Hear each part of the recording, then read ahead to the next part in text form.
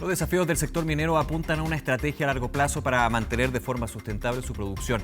En ese sentido, los proveedores locales juegan un importante rol a la hora de desarrollar soluciones para las distintas problemáticas. Vamos a analizar este contexto. Para eso estamos ya con el coordinador de I+D+I de Minería del Centro de Innovación UC, Andrés González. Andrés, un placer, muchas gracias por acompañarnos. Muchas gracias a ti por permitirnos estar acá.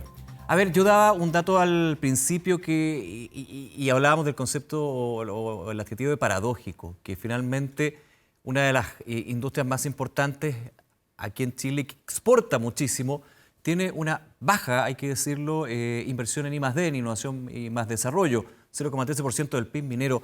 ¿Cómo se puede entender eso, dada la dimensión nacional e internacional que tiene la industria chilena? Bueno, tú partes de una base que es muy relevante, es reconocer en que estamos en Chile. Nuestra inversión en I+D es bajísima, somos colistas en la OCDE. En ese sentido, esto en general, pero si uno se va al desagregado de un sector como la minería, se ve bastante más complejo. Exacto, complejo, y es un sector que además requiere inversión fuerte y tiene mucho riesgo que involucre innovar en ella. Tenemos distintas limitantes que actúan justamente en esa línea que te van trabando. Por un lado, es razonable lo que ocurre si tú piensas en cuál es el núcleo y el foco de la operación minera.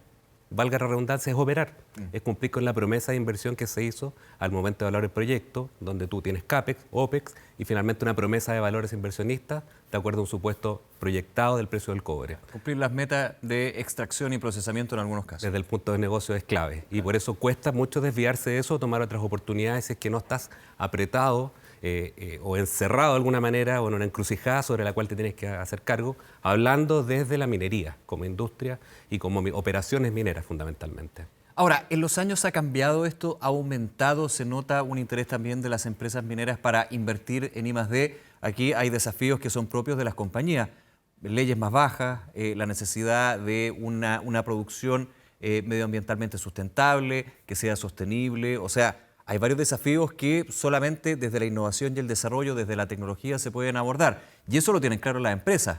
¿Ha cambiado también el switch un poco en ese sentido? Efectivamente, hay un grado de apertura importante y comienzan a alinearse de alguna manera estas necesidades y oportunidades con los desarrollos que pueden tomar terceros. Por ejemplo, centros de investigación, universidades como nosotros, la Universidad Católica. En ese sentido, ha habido una evolución y hay distintas razones por las que uno se puede explicar. Muchas veces las conversaciones, cuando uno empieza a hablar de esto, se convierten en buscar culpables. Pero antes de buscar culpables, uno tiene que entender por qué han pasado las cosas y por qué se han tomado ciertas decisiones. Si tú piensas cómo aterriza y cómo explota la minería en los años 90, explota con tecnologías ya desarrolladas, con un boom de negocio, y nuevamente había que capturar ese valor y operar rápidamente. No tenías mayores riesgos, habían presiones sociales y licencia social mucho menores, claro. Reglamentos, regulaciones y leyes medioambientales con un estándar mucho más bajo que el actual. Habían exigencias pero completamente distintas a las del presente. Mucho más bajas, mucho más laxas, porque veníamos justamente, y estas operaciones mineras grandes y de los años 90 responden a tecnologías de los años 70 o antes. Entonces tenía un sistema que básicamente necesitaba implementarse, operar, y además operaba cómodamente, a costa de muchos sacrificios o puntos que dejabas de lado en pos de poder operar. Andrés, vamos al punto. ¿Qué áreas del sector minero presentan oportunidades en el I+D? Múltiples, y ahí hay que mirar qué es lo que le incumbe también a cada parte, un poco conectando con la pregunta anterior. ¿Dónde están los espacios para cada actor? Espacios hay muchos, y también es relevante saber dónde jugamos y para qué. ¿A qué me refiero con esto? Hay innovaciones y investigaciones y desarrollo que deben y deciden tomar las mineras, ya sea de manera local, con centros de desarrollo extranjero, cuando estamos hablando de multinacionales, y otras que efectivamente escapan un poco de su núcleo, son tercerizadas a proveedores, de lo cual es súper razonable, y por lo tanto el proveedor ve cómo resuelve eso, esa demanda. Y por otro lado, hay oportunidades y capacidades de sobra, tanto en el ecosistema nacional, regional y mundial, que efectivamente pueden tomar esas necesidades. ¿Dónde están esas principales oportunidades actualmente? Vamos a nombrar típicos tendencias que son súper relevantes, pero son ciertas.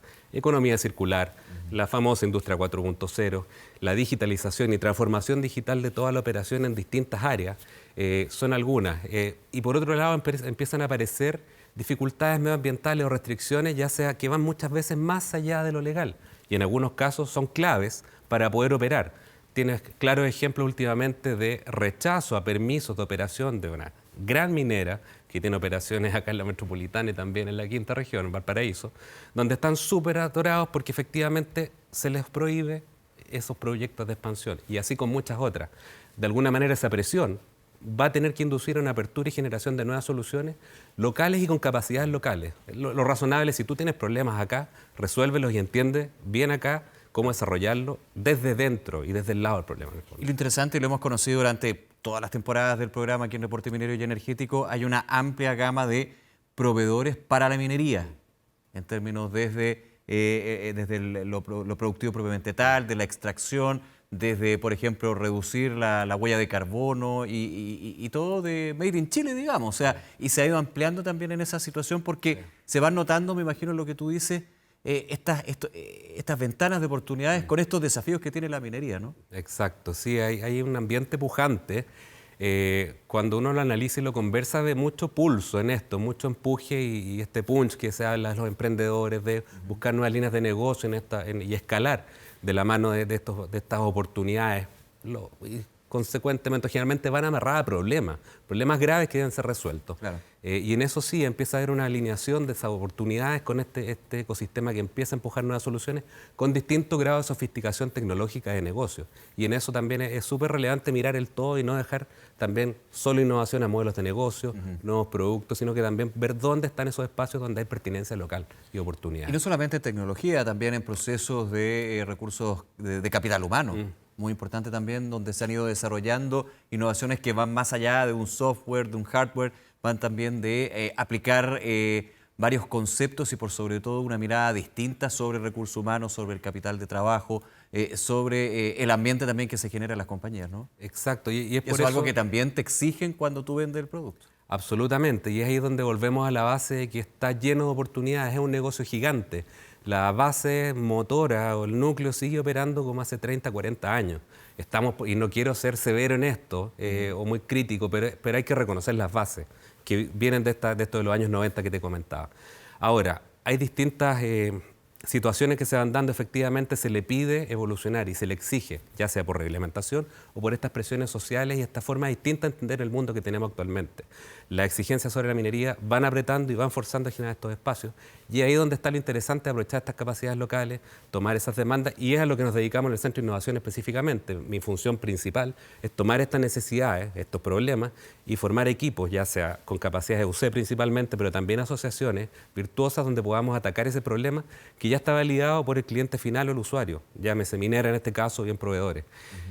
Lo otro que es importante es cómo también ha cambiado esa cultura en los proveedores y cómo se empieza a generar ciertas gremiales y asociaciones que también te permiten ir abriendo esos espacios. Una de ellas es Minnovex en particular, de la cual somos miembros, donde justamente se ha generado un espacio, un diálogo muy rico en ver cómo esta gremial, por la innovación y por la exportación, genera eso. Han habido sostenidos esfuerzos, o más bien, repetidos esfuerzos en buscar generar proveedores de clase mundial, con clúster minero, con un programa específico de desarrollo de proveedores mineros de clase mundial, los cuales, si vamos a los números, no han tenido buenos resultados, más allá de lo voluntarioso y las buenas intenciones de traer eso y los recursos que se dispusieron. ¿Y por qué no han tenido esos buenos resultados?